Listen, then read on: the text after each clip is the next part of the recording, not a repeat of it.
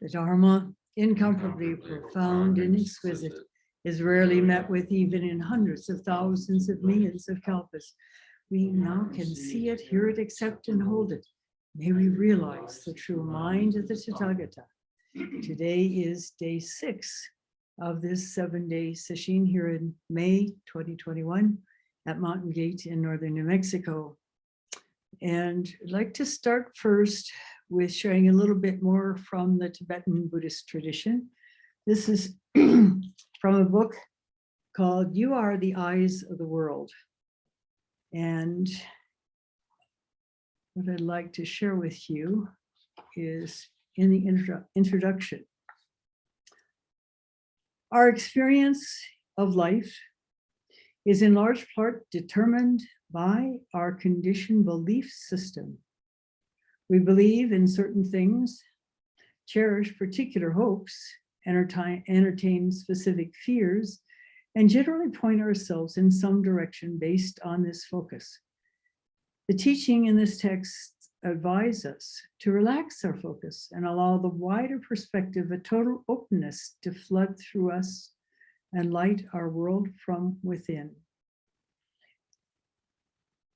This openness may be as simple as being alone and quiet at peace. When we're able to relax like this, the energy we invest in maintaining our usual focus is released, freed into its natural condition. In the process of letting go of specific focus, however, we tend to let go of one thing only to replace it with another. And this is a significant danger as we begin to let go, because we do, in the anxiety that comes up from having seemingly no firm ground under our feet, we scramble to try to replace what we just let go of with something else, a different identity. And this is not particularly helpful, because you don't want to keep going through serial letting goes and replacing. You want to let go and dare to open to the experience of no ground under our feet, which allows us to move in any direction, to fly, to respond without fixation to circumstances. This is the gift of our natural way of being. Thoughts control a lot, and we control a lot through thoughts. And here I'd like to share a little bit more of Wogu in his book, Silent Illumination.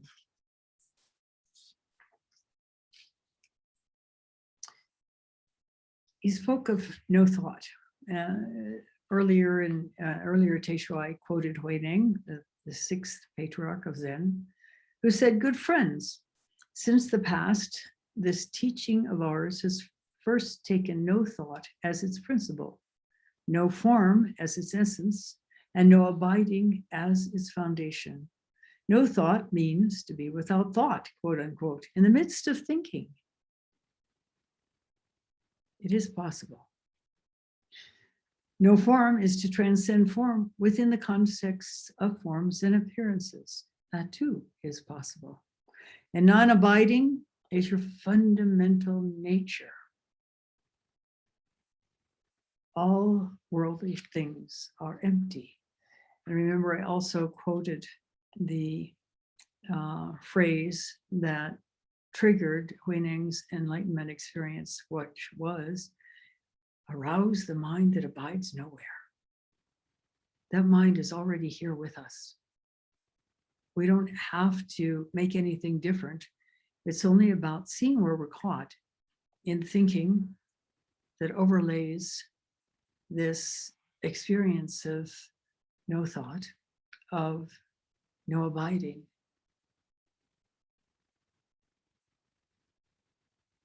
Arouse the mind that abides nowhere.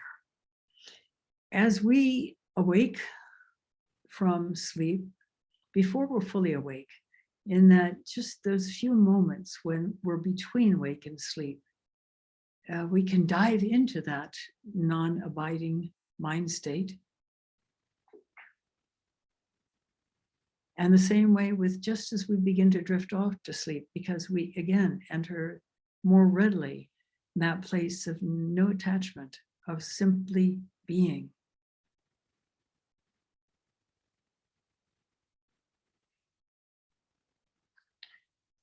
When he speaks of no thought, he says, how do we relate to our inner experience?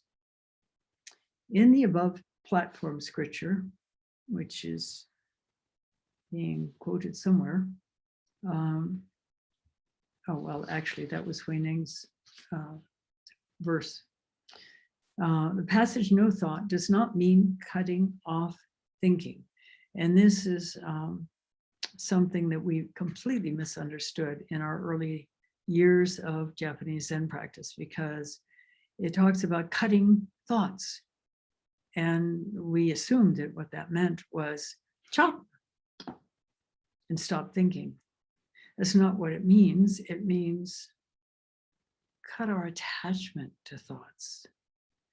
The thoughts are like the clouds in the sky. Momentarily, they may obscure the bright, clear sky, the bright, clear mind. But in reality, they're just passing phenomena. And passing phenomena have no basis in reality, really. What you thought 10 years ago, the thoughts that went through your mind, where are they now? He continues. It means there's no fixation with regard to the free flow of our thinking. We don't need to reify or solidify what we experienced into my thoughts or my feelings or my obsessions.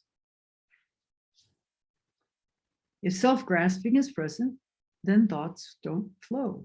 When we suffer, we're caught in the middle of the stories that we're fabricating. And in this way, we prolong that suffering. Ordinarily, our happiness is completely dependent on thoughts, narratives, concepts, and words. So if we have negative self-disparaging thoughts and we automatically identify with them, then we'll feel very unhappy. If someone praises us and we identify with that, then we'll feel very happy. This is quite normal. Unfortunately, when we're tethered to our thoughts, we actually lose our autonomy. Like a puppet, we're tied up by the strings of our thoughts, completely at the mercy of their narratives. The problem is not with thoughts. The problem is the strings that tie us to those thoughts, our grasping and rejecting. So how do you deal with grasping and rejecting? We've expressed this many different times by opening to the experience, the bodily experience that comes up when we are grasping or rejecting thoughts or mind states, and offering these experiences radical acceptance. We don't have to like them, but here they are at the moment, or at least they appear to be. So if I just open my arms and embrace them, well, then there's no problem, because we're not holding off to prevent ourselves from feeling or trying to change what we're feeling. As we are able to flow, not grasping and not rejecting, life unfolds in a very different way. How do we get there? Through Zazen, through the experience of extending the out-breath with this sense of potential, that there is something, if we reach far enough through this out-breath, that will open to us and free us. Not only free us, but return us to our original state, which is naturally free and unobstructed. Here, thought has two levels of meaning, says Guru. The first refers to our mental activity, our brain's natural ability to think, symbolize, conceptualize, cognize, and perceive. That's a nice tool. It's very helpful. The second level refers to our fixation on our own constructs, notions, and storylines. In other words, our tendency to reify ideas and feelings into discrete realities, into things. I'm this, I'm that, it's this, it's that. That's what catches us. We build ourselves a whole series of boxes that box us in.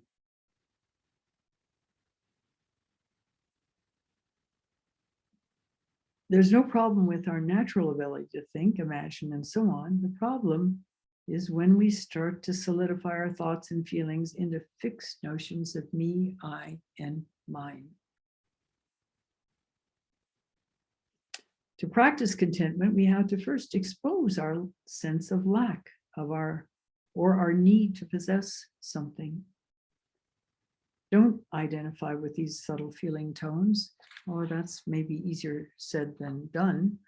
But again, we have this marvelous way of being able to do this that has been mentioned before. And here I'd like to quote Longchenpa in this.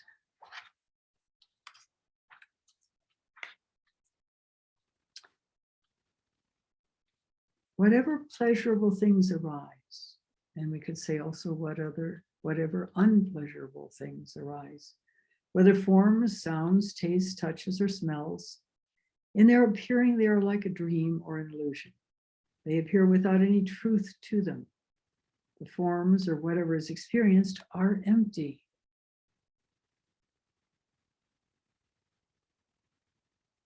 In reality, your own mind is an open dimension.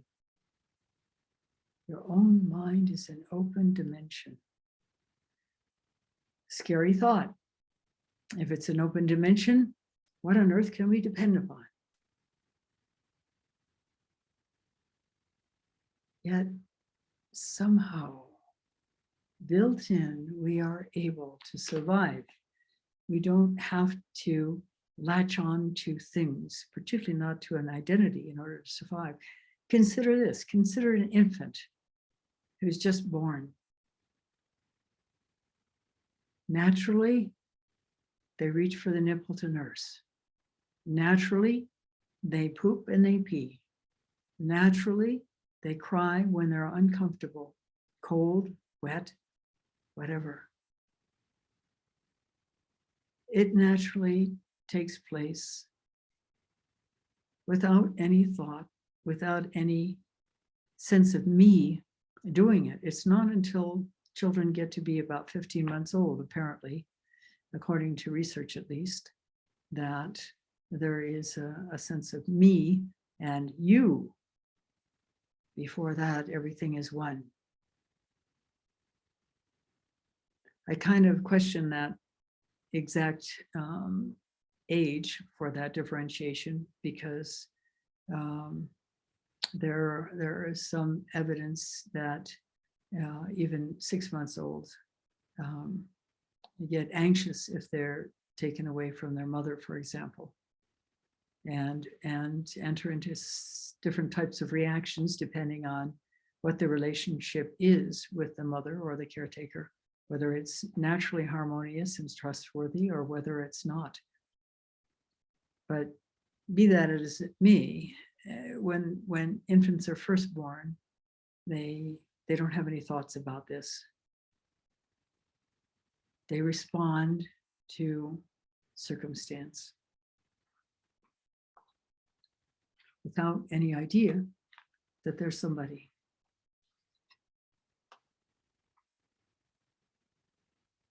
So whatever pleasurable things arise, whether forms, sounds, tastes, touches, or smells, and they're appearing, they are like a dream or an illusion. They appear without any truth to them. The forms or whatever is experienced are empty. In reality, your own mind is an open dimension. Look nakedly, without any preconceived ideas, just open to possibility. Look nakedly at whatever appears at the moment it appears.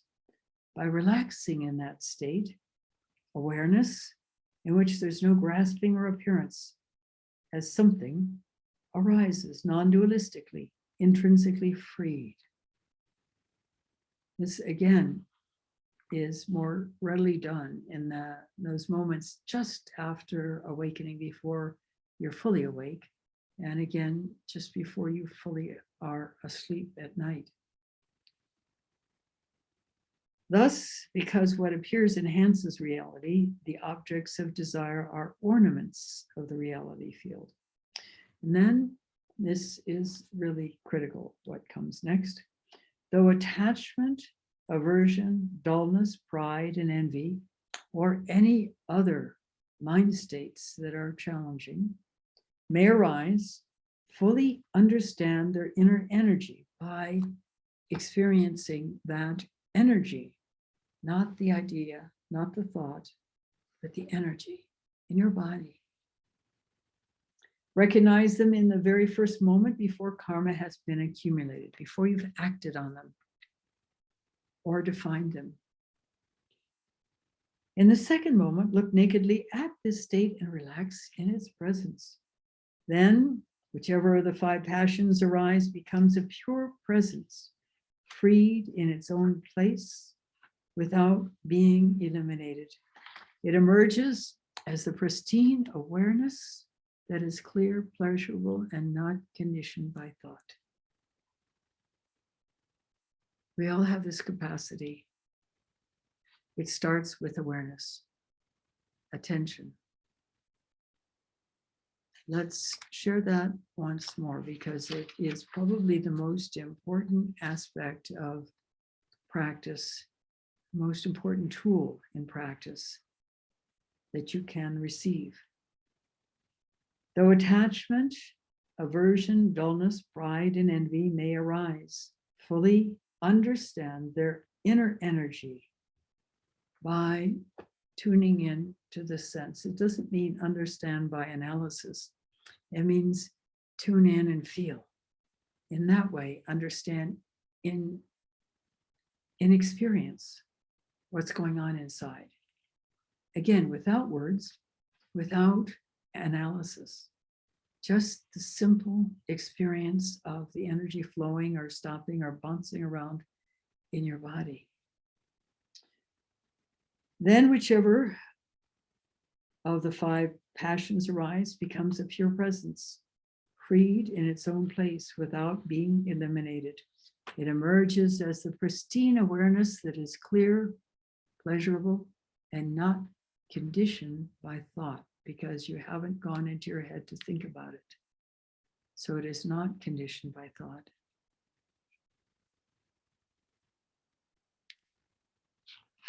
And then Longchenpa continues, know the state of pure and total presence to be a vast expanse without center or border. It is everywhere the same, without acceptance or rejection. Blend the nature of mind and its habit patterns into non-duality, because entities, whether subjectively conceived or directly experienced, are present as ornaments of one's own state of being, decorations. Do not accept or reject them. Again, this takes practice. This takes practice. This clear mind of awareness is everywhere, yet nowhere. It is your original face. It is move. It is the sound of one hand. And when we are able to open to that experience, even briefly, which requires a letting go of identity, at least temporarily.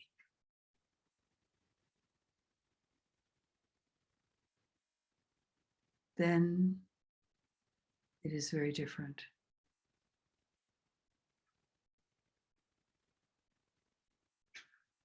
This, in a nutshell, is what we're called upon to do. It is not easy, but it is quite simple. And it does require some effort. Even though Zen practice talks about effortless effort, it requires a focusing of awareness, a willingness to tune into our body, to feel the energy of the body. And if we've experienced trauma, that is a very difficult thing to do and may require some external help with a trained trauma therapist. But keep at it, be stubborn, be persistent. This is why great determination is essential in practice, along with great faith, the faith that you actually can open to this. This is really, really important. And I don't know any other way to become free. I've spent 80 years working on it. And I know that this works. So in this last few hours of sesshin, because we have only a little bit more than a day left, and knowing that every minute that you've put into this practice up until now has accumulated and brought about a greater depth, whether you're aware of it or not. And so you can take it much deeper, much more readily, because you've already cleared some of the decks. And we persist and we persist and we persist and we persist. And gradually the clouds thin, the sky is revealed, brilliant, clear, without end. And transformation happens. And as you know,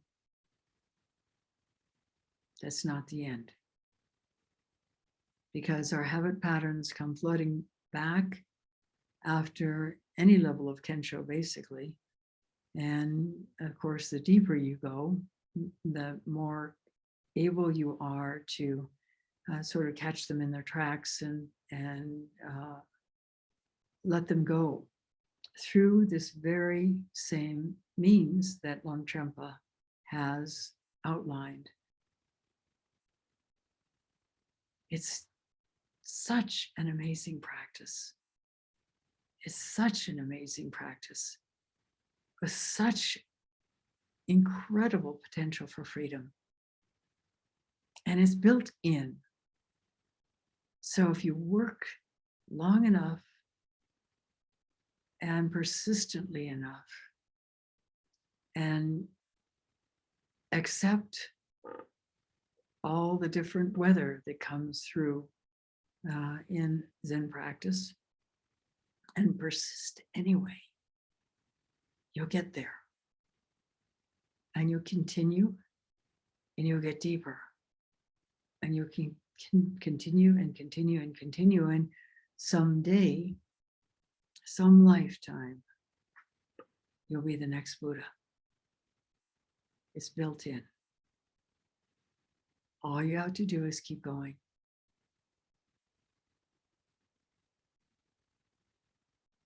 I think that's enough for today. It's kind of short, but it's pretty comprehensive. Thank you for listening. I'll stop now and recite the 4 vows.